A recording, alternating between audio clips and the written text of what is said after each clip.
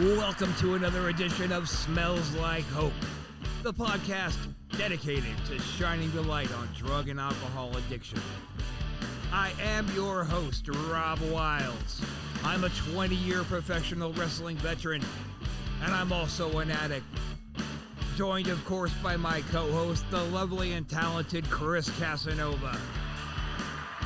We intend to show you a better road, a better way, help guide you to hope. All right, coming at you for the second episode of Smells Like Hope. As some of you know, I did episode 1, was just kind of me giving you a backstory about the road that I've been down. I did it solo, but this time we're bringing in my wonderful and talented co-host, Chris Casanova. What's up, brother? What's up, my good friend Rob? How's things going? My good friend.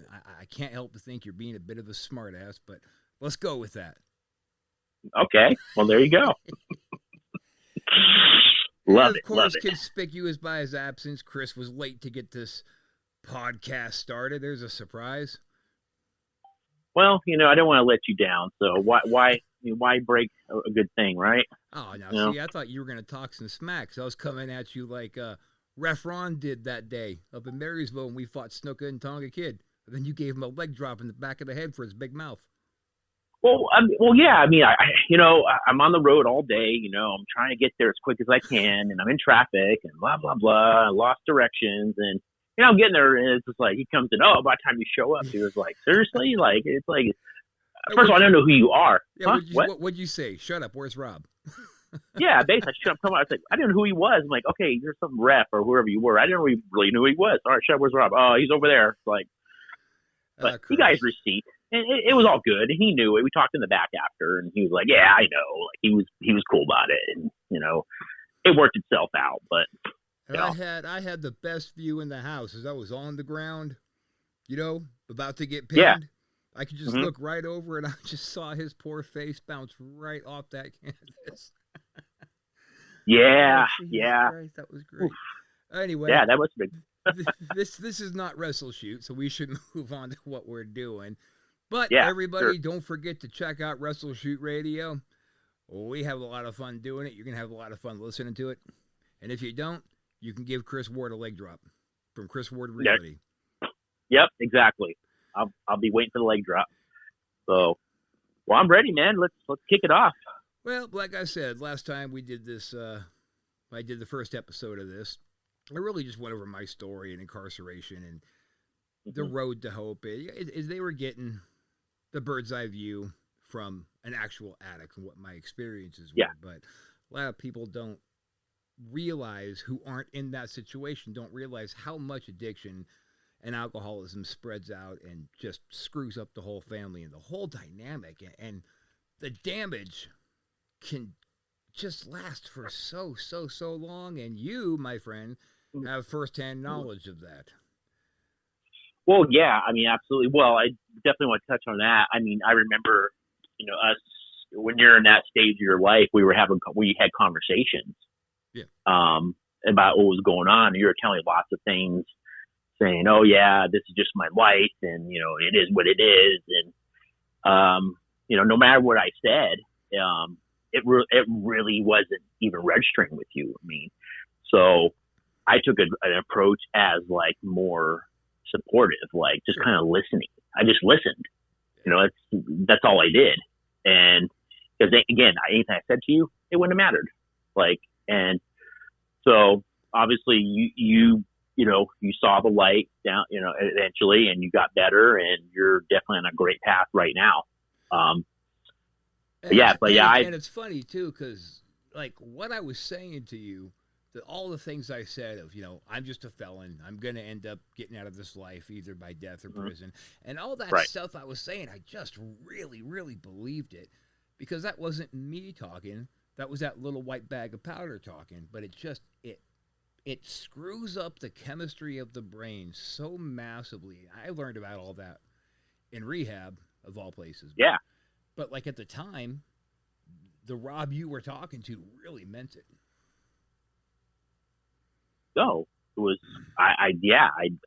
it wasn't. And so at that point, I'm like, I can't do anything. It's just be supportive and be there for you as much as I can. I mean, that's all I could do. And again, obviously it worked out. You're definitely in a great spot now, but I mean, I've dealt with stuff like that, being on that side of it, as far as, listening. My father was an alcoholic. Yeah, let's touch on that. Let's go back to your earliest memories of that. Right. Well, my earliest memories, and I kid you not, as you know, I have a stepfather who passed away a couple of years ago. Right. But my biological father, I can remember as young, I was 4 years old, and I don't have a lot of memories of my dad. The memories I do have, usually he was just laying on the couch, passed out, glass on the floor. And, my mom would come home and say, "Oh, what did you and Dad do today?" And he'd be passed out, and I'd grab her by the hand and take her to the cabinet. I point up there. I remember this to this day at 4 years old, pointing up to the cabinet on what he did. And what were you pointing at? The alcohol, his bottle. Yeah, okay, the bottle of booze, yeah. There's a bottle of Jim Beam. And which is crazy. I still remember. I remember that image to this day. And I'm sure I don't drink Jim Beam just because of that. Right. I stay completely away from it. But I mean, he was definitely in a bad spot. So I saw alcoholism, at a young age. And my mom, they got divorced, and he left. I never really saw him again. And she dated a lot of different types of guys. And it seems like, I don't know, like she was never an alcoholic. She never really drank, but she always attracted alcoholics. Like her father was an alcoholic. My grandfather, he was one. You think she attracted alcoholics, or she was attracted to? I think she might be a little both. I mean, I really can't answer that, but it just seems like she lived that lifestyle. So it was like, okay, this is it. And she had alcoholics, throughout her entire life. And I was always around them, all the time. And yeah, it was crazy. Even my stepfather, he drank for a long, long time, and eventually he stopped drinking, and he pretty much did it pretty much cold turkey. He cut back. I don't think he really stopped completely, but he stopped his regular everyday drinking, when you're coming home and getting those drinks right away. So off of work and 3 to 4 drinks. That's one of the things about Bill that I always liked a lot was when he was confronted finally by your mom with I can't keep doing this pattern with alcoholics and you got to make a choice. He didn't choose the booze. Yeah. That's a really respectable thing for somebody who was drinking as long as he was. Absolutely. And he, like I say, he didn't give it up completely. He didn't say, "I'm not touching alcohol ever again." He just said, "Okay, I'm going to be on occasion, a couple times a week, maybe on social events, but before then he was every day, right. And so, yeah, I totally respect him for that. And, him and I went on a trip together. I remember he told me in the airport, he goes, "This is my last drink for a while. I'm taking a break." He told me that face to face. He felt that problem coming back on. Yeah, absolutely. But there are so many people who just can't accomplish that. That's pretty badass, dude. It is. It runs in my family. You and I have partied, in the day. You see me. I can put down my share of alcohol. Right. Yeah, we went pretty hard there for about a year out in Texas. Yeah, about a year in Texas. Yeah. But I didn't become an out. Maybe for that small time I was, but I had to really pull myself back. I'm like, okay, if I keep going like this, eventually that's going to be me. I was like, nah, I've had too much history. So more these days, more social, hang out with people. And don't get me wrong, I'll go out. If I go to a party and people are drinking, I'm going to have fun. But then I can go with a week or two without even drinking at all. I'll be like, okay, back to my normal life. I don't try to follow that pattern. It's just that's something I mentioned on my first podcast was you've heard me say the weekend warrior clients that I had when I was selling that shit.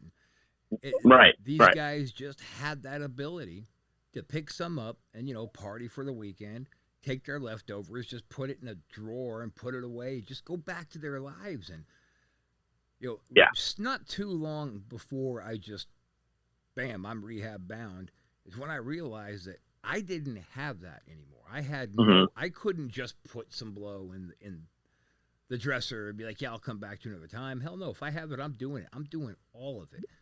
That's when you can't, and when you can't stop is when you really, but I guess I accepted I had a problem, since before my first arrest. I was like, yeah, okay, I have a coke problem, but screw it. I'm living my life how I'm living it.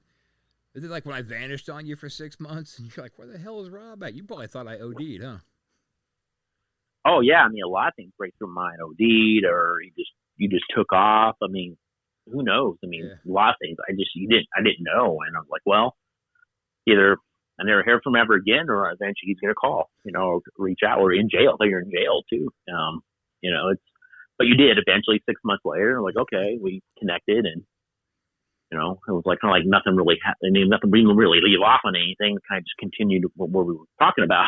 Conversation like normal. But well, no, I had a whole new take for you. I was in jail, man.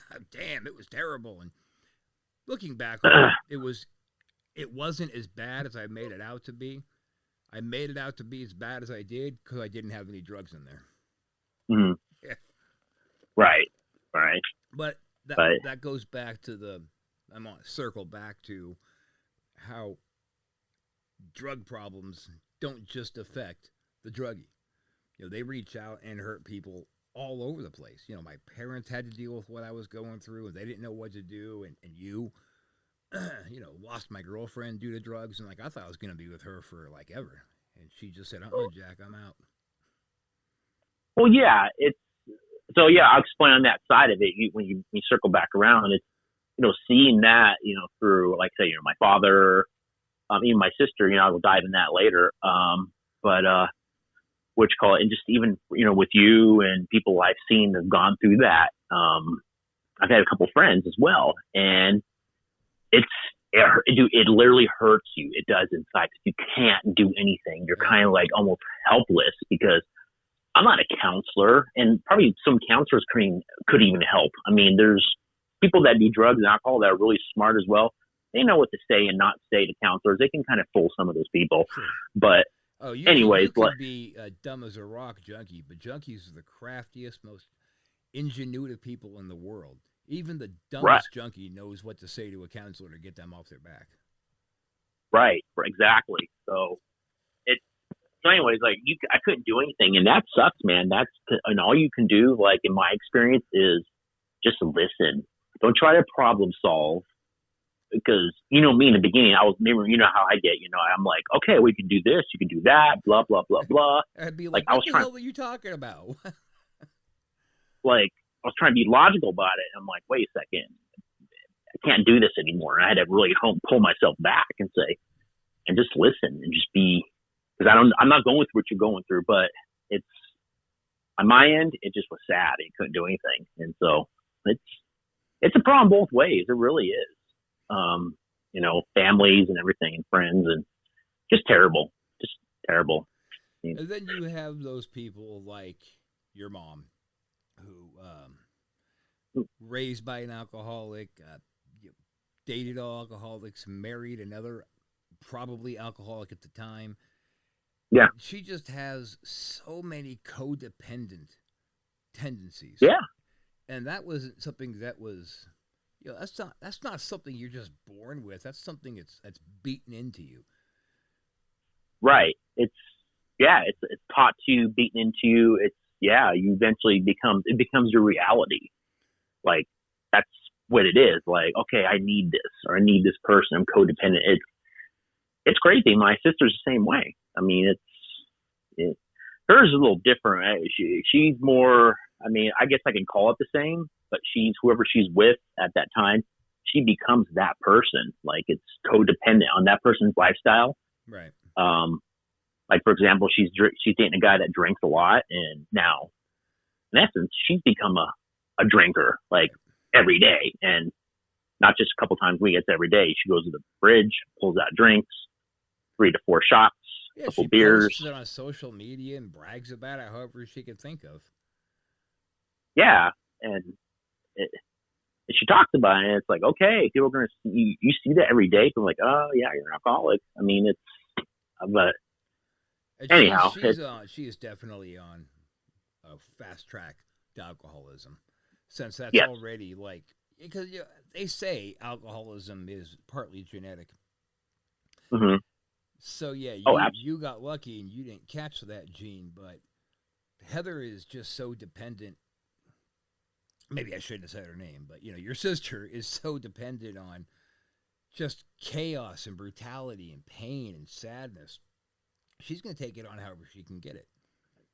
yeah, Like exactly. when she was with her husband, and he was a big what was he, Catholic?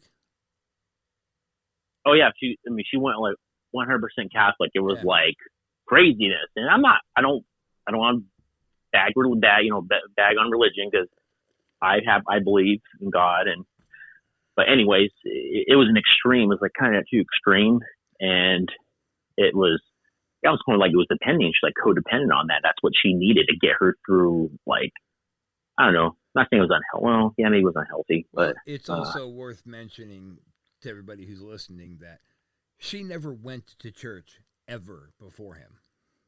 no, And then it was all like, of a sudden, it's like, oh, every Sunday and Wednesday, we're heading off to church and gonna throw her money into the donation pot, and then just go out and treat people like crap the rest of the week. But then she goes into church, says she's sorry, thinks she's forgiven, and goes back to being God. She was a nightmare. yeah, exactly. I mean, it's crazy. I mean, we'll talk. I mean, your sister too. I mean, she's. I mean, I don't know if you talked about the last show, but I mean, it's. No, I didn't touch on her. I mean, that's a different topic, but I mean, she's definitely in a really bad spot, unfortunately. She worked. That's something else about drug addicts is they're always trying to con and manipulate a situation to get anything they can get. And she worked very, very hard to be in the position that she's in. Oh, yeah, to be in the position that she's in. She worked really hard, and now she's trying to manipulate and play games to get back into mom's house so she can go there, continue using and drinking and hitting mom and everything else she wants to do, but that ain't happening. I'm not going to. I've been putting the stopper on my mom being codependent with Brooke. Yeah. Just like you've been trying to put the stopper on for your mom and Heather. Yeah, absolutely. And it sounds like you had a much easier time finally getting through it, where, it took me a year of really, like, almost every day having these discussions about codependency to get her to reel back and stop sending this woman hundreds of dollars a week and just completely funding her problem. Right. Yeah. And it's such a financial. I mean. Oh yeah. Like I said, but I mean, things like that, it wrecks everything. I mean, it wrecks everything. It literally, wrecks marriages, jobs, friendships, everything. I mean, just it's your whole life, your health. I mean, everything just goes out the door. And if there's listeners out there listening to this particular podcast, in case you don't know, there is something. Addicts go to NA, alcoholics go to AA, but there are support groups for families out there, families of addicts or drunks, called Al-Anon. So it's like Alcoholics Anonymous, it's Al-Anon. And that's a place where they go, and they're with other people who are in the same shitty situations. And it's helpful. Some people, they just can't quite do the meeting thing and opening up to strangers and sharing, and that's their thing. But if you can, it helps. Yeah, absolutely. I mean, I kind of went maybe a slightly different route. I did counseling. I mean, just over the years of dealing with family and things like that, and that helped. That helped as well. It really did. So there's counseling out there. There's groups. I mean, there's even hotlines too. I know, you get to a bad spot, and let's say in your life, and you're just at rock bottom and you have nothing, and you have hotlines, you can call and they'll set you up. I mean, I've known people, friends of mine that's gone there, and they will help you out. So you're not alone out there. You're really not. Sorry, Rod. I just want to touching base on that. Add that in there, but no, that's good. With the counseling and hotlines, but yeah, there's tons of things out there. I mean, you can even Google. I mean, seriously, you can Google things and it will come up. So well, yeah, and that's the bonus of living in this age is you can do that. 20 years ago, people like your mom, 40 years ago, didn't have that option. No, not at all. I don't know exactly how long Al-Anon's been around. I'm sure it's been around for a good while, but yeah, people didn't know how to find that stuff back then. Somebody would have to tell you about it, or you would notice a whole bunch of cars in the parking lot of the church on a random, Thursday and wonder what's going on. But you had to go out and really find things like that back then, and now it's at your fingertips. Yeah. But yeah, I really feel for a lot of people out there, and I can, on my end, I can't really relate to them, but all I did was listen. That's all you can, could do. And if you try to get them help, great. You can try to steer them in the right direction. That's great, but they gotta be willing to make that choice. You can't make it for them. Well, I mean, yeah, of course, but there are also people who, like me, the first time that I went to rehab was not because I wanted to get right. It's because the judge sent me there. Yeah.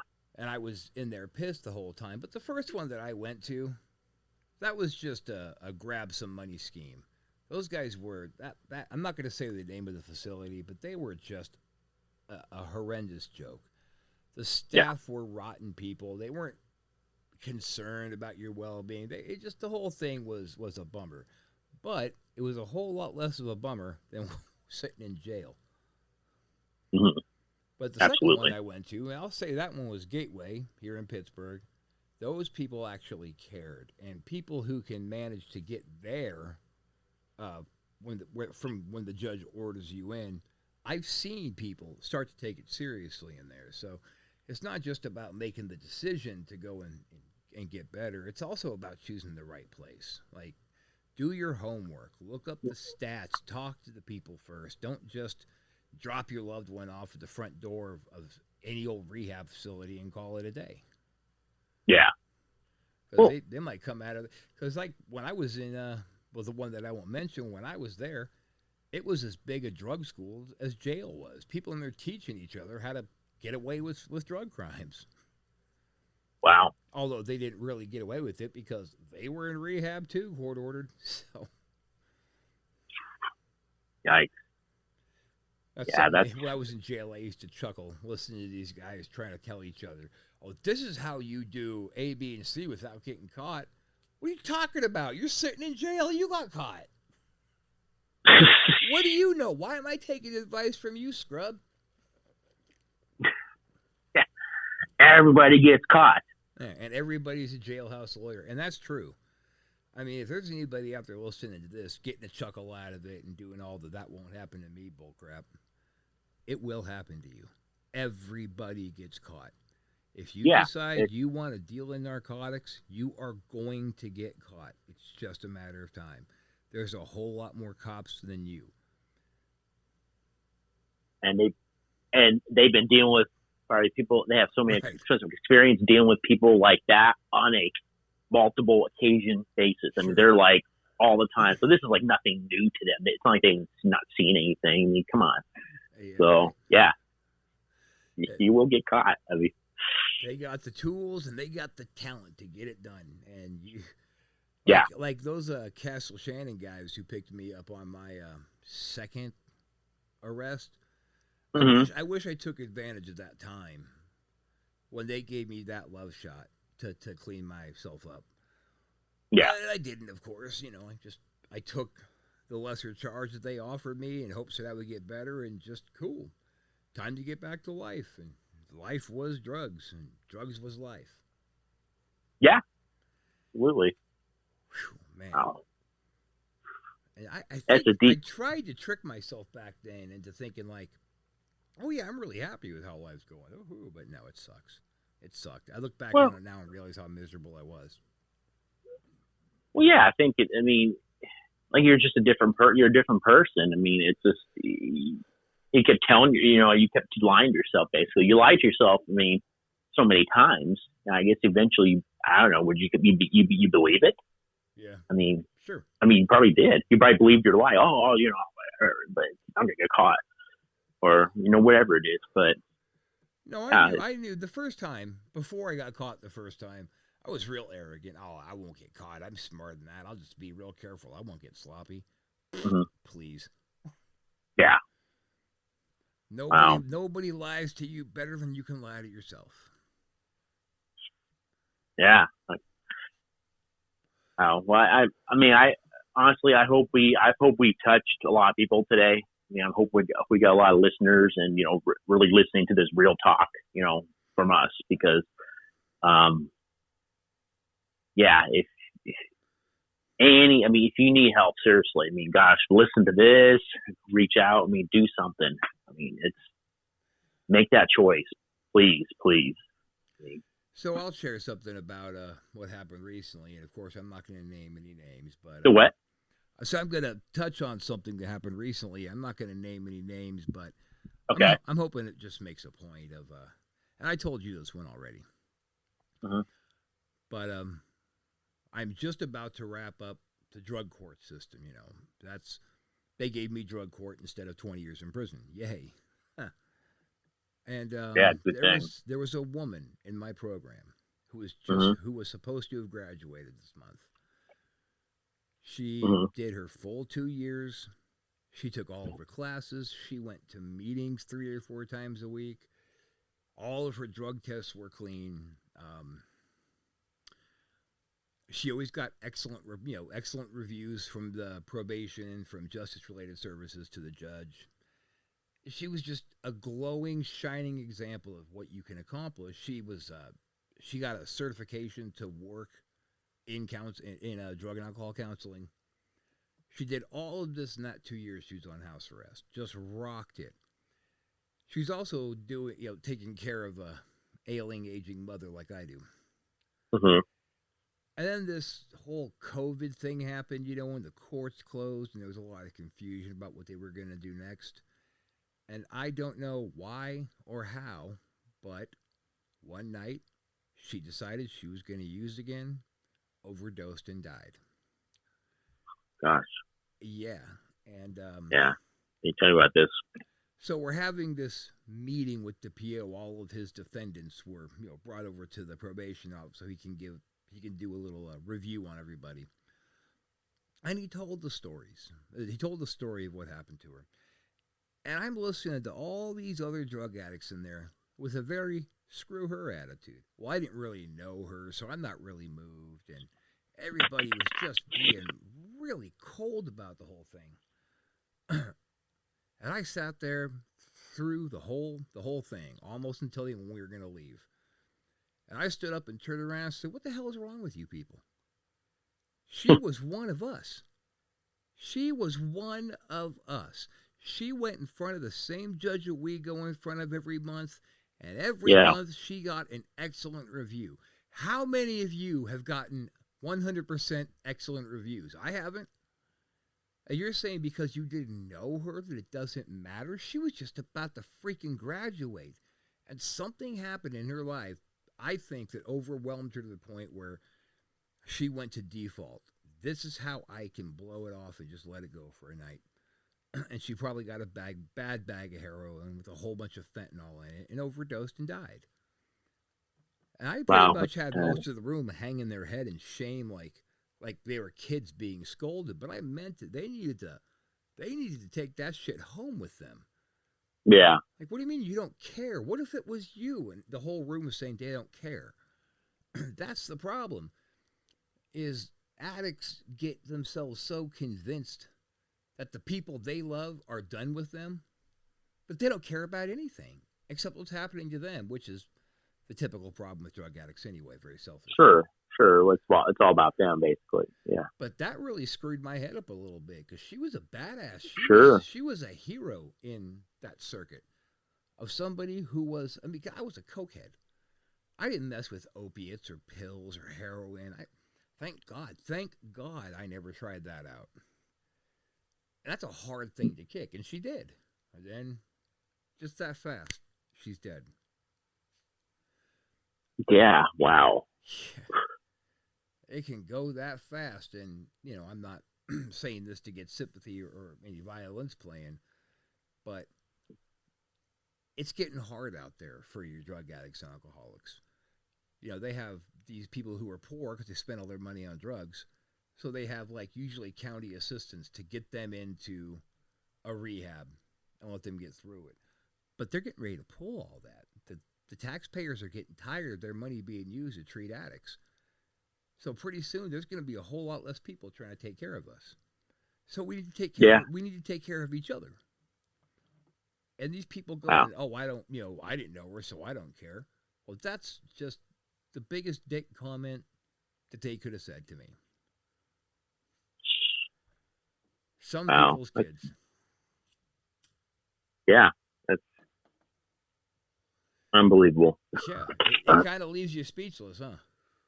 Yeah, I just can't imagine. I mean, they just had a baby out here in Pittsburgh not too long ago that died from a drug overdose. A baby got into his parents' heroin, ate it, and died. Wow. So, yeah, they're going down forever. Yeah, no, absolutely. Wow. It's a hard world out there for an addict, and usually they do what I did.